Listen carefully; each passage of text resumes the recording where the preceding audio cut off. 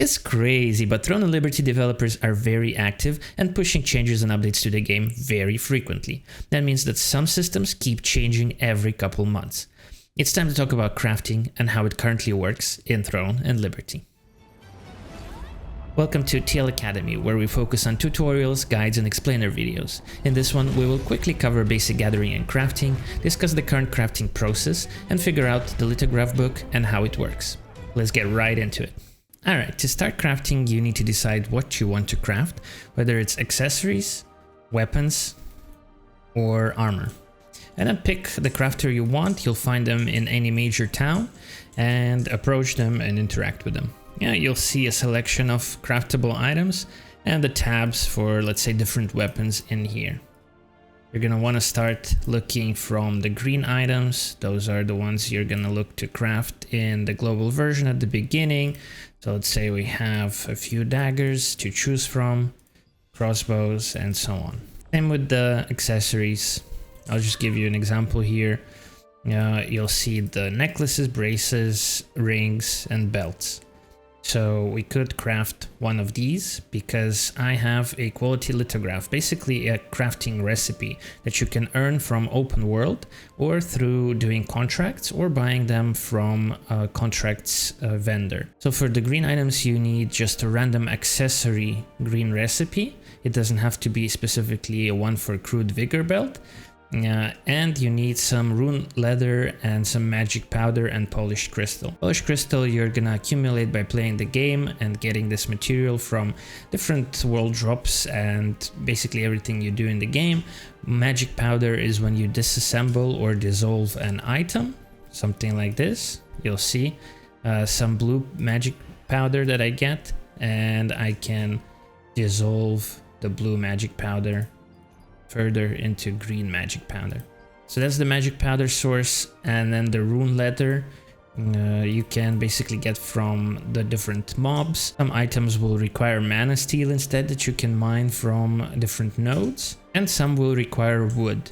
And you gather those materials in the open world, or you'll get them in these material chests that the game kind of gives a lot of at the beginning from different quests, and just as random rewards. You can open a few, select what material you need based on what is required for the recipe, and open them and get the material that way. Gathering is extremely easy, by the way. You just look at your minimap, find the nodes that you're looking for, either trees or rocks. You approach it, click F, and gather it that way. That's pretty much it. See, we got some resources. So let's craft this crude energy belt. We have the random recipe for it. For accessories, we have enough leather, enough magic powder, and some polished crystal. We craft this and we'll need it later as well for something else, but you'll see how this was just a normal craft. It wasn't a great success.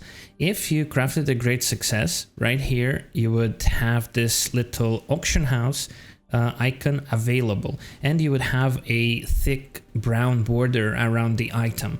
That means this item can be sold on the auction house, similar to how this gem has a thicker brown border. It means it can be sold on the auction house, and how that happens is if your item rolls great success. So let's get back to belts and just quickly check the percentage sign here, crafting success rate. It has 20% to roll great success, which means it will be sellable on the auction house. This is a way to get some early lucent in the game by crafting required items or in-demand items and selling them on the auction house. But crafting is not really like a lucent making system. It's really just if you lucked out and crafted something with great success, that's how you can sell it on the auction house. As you progress through the game, blue items will become available, and then purple items eventually with purple tier 2 and things like that. To craft some of those items, you'll need to combine materials. Let's say I gathered some quality pure gold, and instead for my recipe I need the blue version, the rare pure gold. Well, I can craft some by combining 5 of the lower quality into a higher quality resource, and that works for everything else. Rune leather, wood as well. We can go up to purple quality as well. That's the material kind of crafting and combination, or the opposite of that would be disassembly. If you need lower tier polished crystals, you have a lot of purple ones, for example, and you need some blue ones, you can select, let's say, 18 purple crystals. That's going to convert into 90 blue ones. This is basically all the materials that you need for the basic crafting in the game. Other than crafting these items starting from green into blue into purple with the materials specified, there's also an option to craft equipment chests now. So equipment chests are crafted for different currency that you get through playing the game. Abyss currency from overworld activities or dungeons. These specific dimension soul shards from tier 1 dungeons. You'll see other versions of these tokens, like the pink version from tier 2 dungeons, and so on. Basically, you complete the dungeons, and if you don't get the drop that you need, you kind of accumulate enough of these tokens, and then you can eventually craft the drop that you need, or in fact craft the box and then select from the box the drop that you were looking for. So it's like a pity system, I guess, in a way, or just like an accumulation system. As you do content, you accumulate these tokens and then craft and select your required pieces, instead of trying to craft that piece specifically from scratch. Another option is to buy a recipe for a piece that you need from the auction house. You'll see we'll go miscellaneous lithograph, and we'll look for, let's say, these gloves. Somebody's selling a recipe for 222 lucent. You can select that and purchase that recipe, and then that's gonna allow you to craft this item by adding a couple extra materials and basically craft it from scratch or from the recipe that you bought. Now, what you can do is you can sell recipes like that as well. If you get an item that you don't need, or maybe you specifically hunted for an item that is selling for a lot of lucent on the auction house, you can get that item and create a lithograph, a recipe from it, and then sell it on the auction house. So let's go to my weekly missions. I slacked this week, so I don't have many rewards. I'll select this helmet and I'll take it from as a reward from weekly missions. And now I want to see what would it cost me to create a lithograph from it and try to sell it on the auction house. So I press this button, lithograph. It's going to tell me I need 2 precious blank lithographs for armor. So how do I get these? I go to the armor vendor, and I go to this little tab, armor materials, and I'll look for precious blank lithograph armor. So it requires some precious parchment, enchanted ink that I have, that I'm getting from rewards that the game is providing me at the moment, some rune leather that I don't have, some polished crystal, and 5 precious talon. Well, for 2 recipes I would need 10, so I have just enough.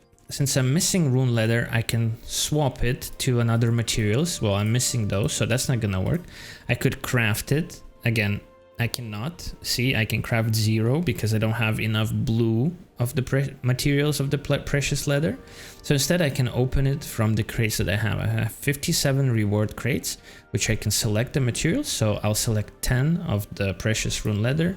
And now I have enough materials to craft 1 of these lithographs. So let's craft 1.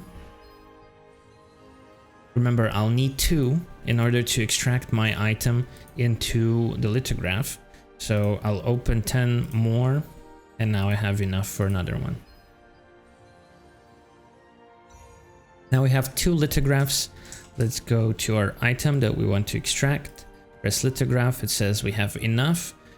We are paying 500,000 solent for this, but let's extract it. And now you'll see I have this item with a thick brown border, which means this recipe is sellable on the auction house. Let's see how much it costs currently. There's one being sold for 240, the next one 248, the next one 250. So we're gonna undercut and we're gonna sell it for 239. We're gonna have to wait for the item to register, and then hopefully it sells later in the day. That's how you create lithographs that you can sell on the auction house. And then of course, if we had a lithograph like that, or if we are somebody who bought that lithograph, we go here, find the headgear tab at the armor crafter. We find the Holy Ghost Fighter armor, and this is what we need: a lithograph, some precious mana steel we can get from the box, or we can craft from blue version of that resource, some magic powder and polished crystal, and then we could just craft that item and hope it rolls with a good trait.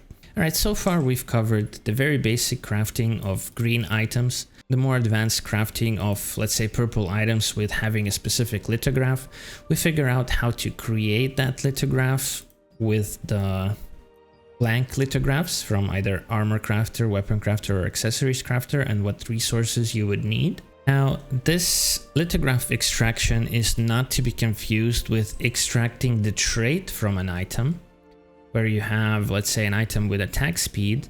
Instead of lithographing it and making it into the recipe and then selling the recipe on the auction house, we can extract the trait, specifically the attack speed trait, with some different materials, trait extraction stones at the moment, where it would become this item with a gray kind of outline, means it's just a trait, not a full item.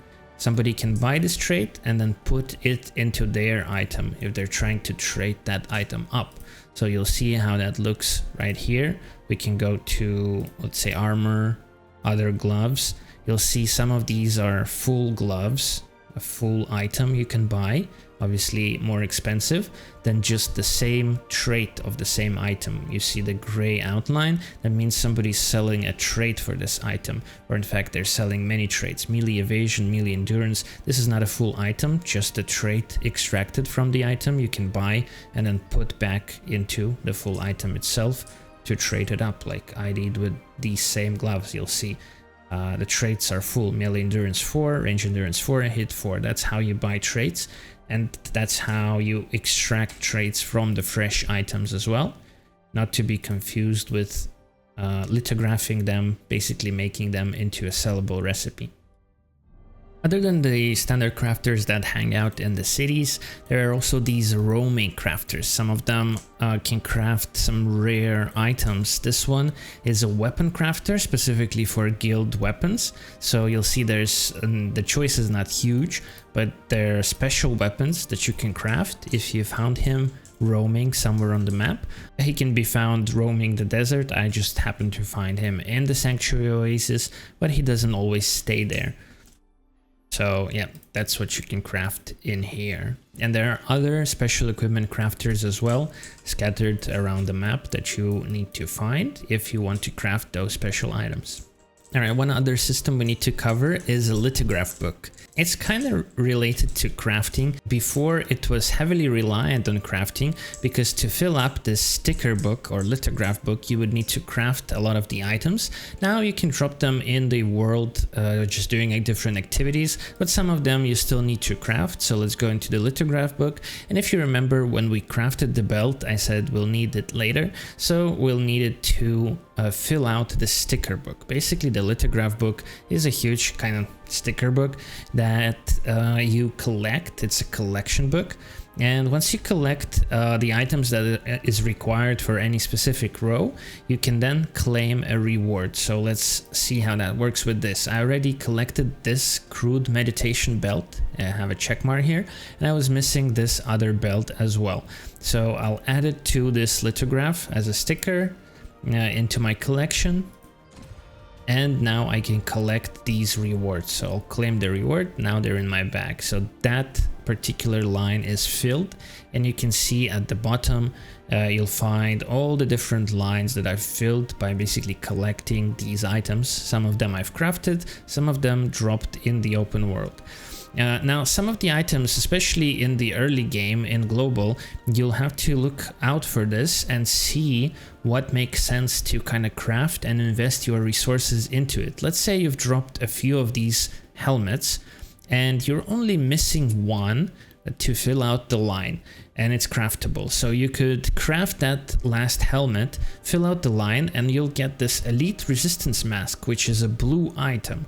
Well, you either wear this item if it works for your build and is good for you for a while, or you could potentially look to lithograph this item into another row and see what you get from there. So let's look for this elite resistance mask. Let's type mask here and go all the way to the top. The search results come up at the top, and we'll see that there is another line that requires 4 headgear pieces, blue headgear pieces. So let's say you're collecting these and you're only missing elite resistance mask. Well, now you know how to get it. You can get it from 4 green items as a reward from the Lithograph book. Now you filled out this last item, filled in the whole line, and now you can get a purple headgear and some materials. So that's how you kind of progress this Lithograph book. Again, it's an end game system. It kind of gets updated, so eventually the game is going to expect you to collect these tier 2 very powerful armor pieces. You're obviously not going to want to lithograph them, just put them as a sticker into this book, but once you have a lot of them, or they're dropping like cakes from different dungeons, you of course might consider filling out this line and getting the rewards that are on offer. That's mostly how the Lithograph book works. As you get drops, you start collecting and filling out these lines, and then when you're missing just a couple items, you can figure out where to get the missing ones and fill them out and get some rewards from the sticker book, from the Lithograph book. Alright, this should cover most of what you need to know about crafting and the Lithograph book in the current version of the game. If you enjoyed the video, click that like button. If you have any questions, leave them in the comments below or in my Discord. And remember, in Throne and Liberty, knowledge is currency. So subscribe and let's keep learning together. But for now, Crazy Trick out.